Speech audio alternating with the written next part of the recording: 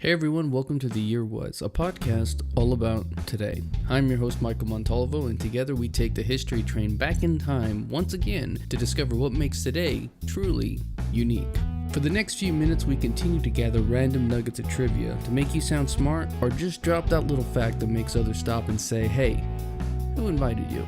Like seriously, why are you here? Today we examine the events that occurred today, April 3rd. The year was 1860, and on this day, the first westbound trip of the Pony Express left from St. Joseph, Missouri, and arrived 11 days later in Sacramento, California. Due to the slowness of the mail system, at the time taking from 25 days on land to months by sea, the Pony Express was a quicker alternative. They had relief stations set up by owners William H. Russell, William B. Waddell, and Alexander Majors all across the country. And by using these stations, they were able to use a relay system in order to switch mounts and hand off cargo to new riders. And that made them able to get mail across the country in record times. In March of 1861, riders in a company best took Abraham Lincoln's inaugural address from Nebraska to California in only 7 days, 17 hours. But how did it achieve this? With a weight limit for its riders only around 125 pounds and an average age of 20, most riders were young and wiry, about the same size as today's jockeys. Their salaries were about $150 a month, but in order to receive this, they were required to take an oath of loyalty that, among other things, prohibited profanity and drinking, although very few followed this. Mail was carried in a specially designed bag called a mochila, capable of carrying 20 pounds of cargo. These bags were designed in such a way that they could be taken from one mount to the next in the span of only 2 minutes. Despite the constant threat of weather, terrain, and attacks from bandits and Native Americans, only about 6 riders were killed in the line of duty. Now, with all of this, high cost prevented it from being widely used, costing around $5 or around $130 in today's money for every half ounce of mail, but ultimately, the company was a financial flop. Halting after only a few weeks due to the Pyramid Lake War, this shutdown cost the company $75,000, and it continued losing money as well as failing to acquire government contracts. It was the Transcontinental Telegraph that delivered the final blow when it was completed October 24, 1861, as it was a much better alternative. The Pony Express folded after only 18 months, having lost as much as $200,000, but having successfully delivered 35,000 pieces of mail and traveling more than 500,000 miles. And that is the story of the Pony Express.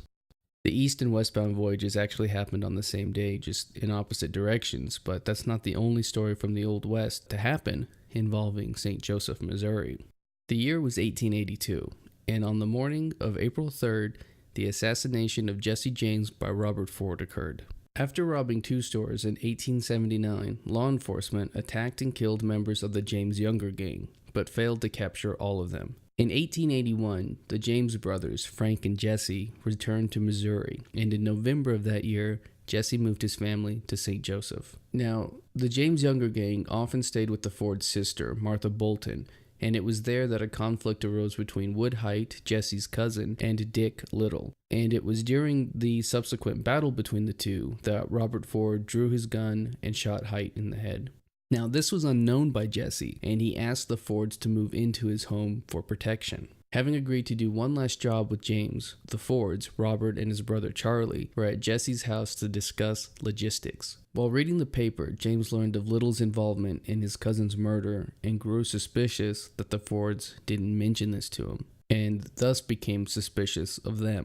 He didn't say a word, instead walking to the living room, laying his guns on the couch, and began to dust a picture on the wall. It was there Robert Ford cocked his pistol and shot James in the back of the head. And that was the assassination of Jesse James by Robert Ford. The next topic I want to briefly mention is not an assassination, but the day before one.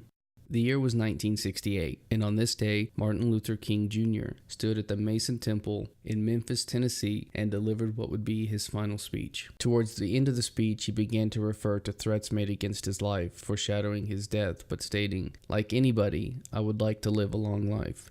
Longevity has its place, but I'm not concerned about that right now. I just want to do God's will, and He's allowed me to go up to the mountain, and I've looked over, and I've seen the promised land. I may not get there with you, but I want you to know tonight that we, as a people, we will get to the promised land. And so I'm happy tonight. I'm not worried about anything. I'm not fearing any man.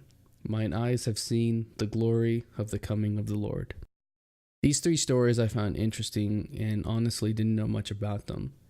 Now, there are books about Jesse James and there are movies about Jesse James, and I think Martin Luther King and the Pony Express have become, in a lot of ways, just a part of the pop culture now. But in a lot of ways, it shows just how separated we are from all of them. I've never lived in a world where these things hadn't happened. And so I think we kind of take for granted the impact these things have had to shape who we are as a society today. But let me know what you think of all of this. I think that's going to do it for us today. I want to thank the Tim Kreitz Band for a musical theme, and thank you for listening. You can find me at the Apple Cider Club on social media. We'll see you next time.